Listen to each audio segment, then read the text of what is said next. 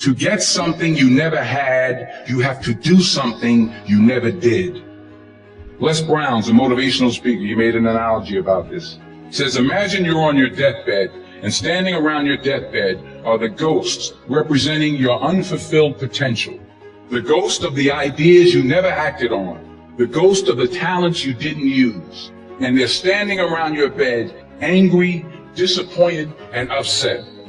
They say, we came to you because you could have brought us to life, they say. And now we have to go to the grave together. So I ask you today, how many ghosts are going to be around your bed when your time comes? Put God first. Put God first in everything you do.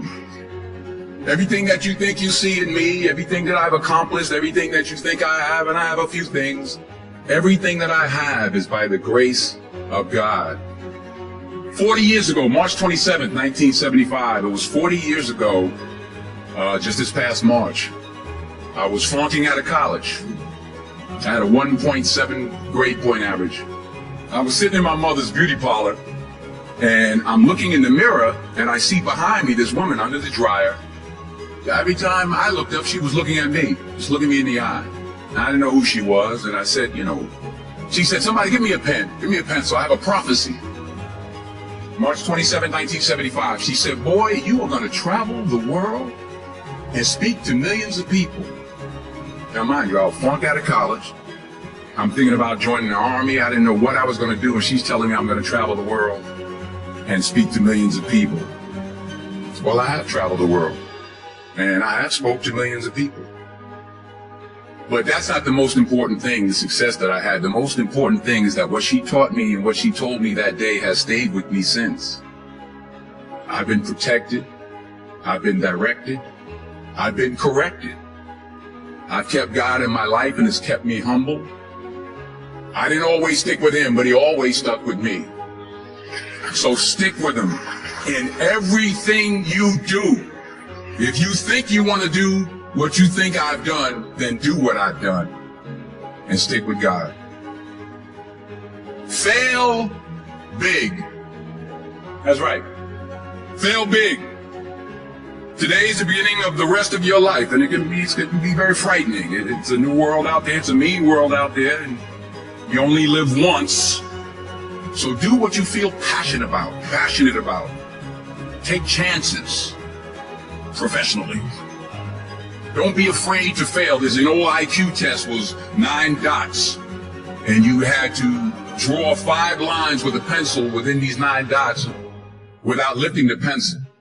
The only way to do it was to go outside the box. So don't be afraid to go outside the box. Don't be afraid to think outside the box. Don't be afraid to fail big, to dream big. But remember, dreams without goals are just dreams, and they ultimately fuel disappointment. So have dreams, but have goals.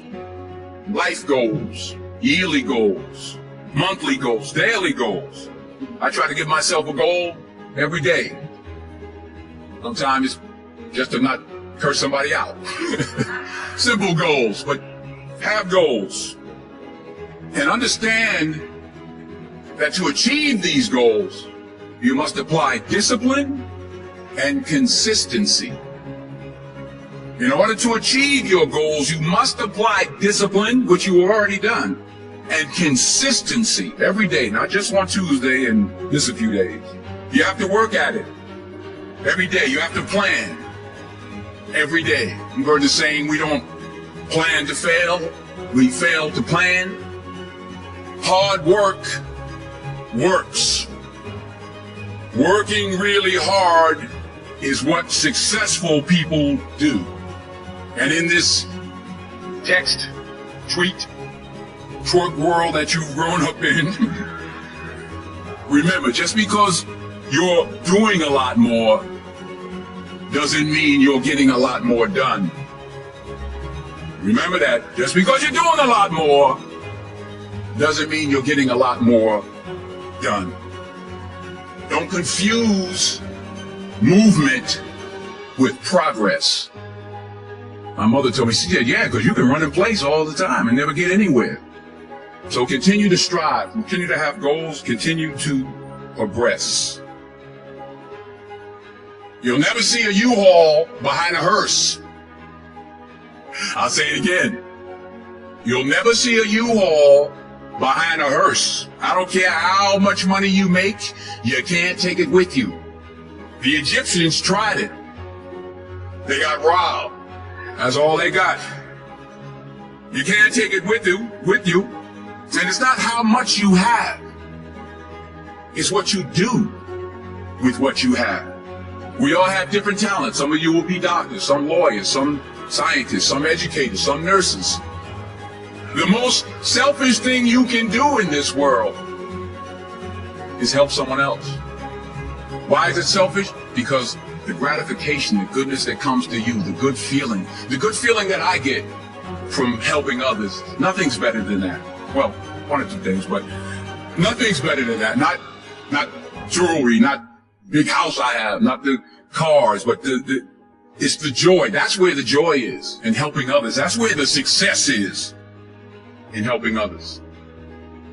Finally, I pray that you put your slippers way under the bed tonight, so that when you wake up in the morning, you have to get on your knees to reach them. And while you're down there, say thank you for grace. Thank you for mercy. Thank you for understanding. Thank you for wisdom. Thank you for parents. Thank you for love. Thank you for kindness. Thank you for humility. Thank you for peace. Thank you for prosperity. Say thank you in advance for what's already yours. That's how I live my life. That's why I am. One of the reasons why I am today. Say thank you in advance for what is already yours. True desire in the heart for anything good is God's proof to you sent beforehand to indicate that it's yours already. I'll say it again. True desire in the heart, that itch that you have, whatever it is you want to do, that thing that you want to do to help others and to grow and to make money, that desire, that itch, that's God's proof to you, sent beforehand already to indicate that it's yours. And anything you want good, you can have. So claim it. Work hard to get it.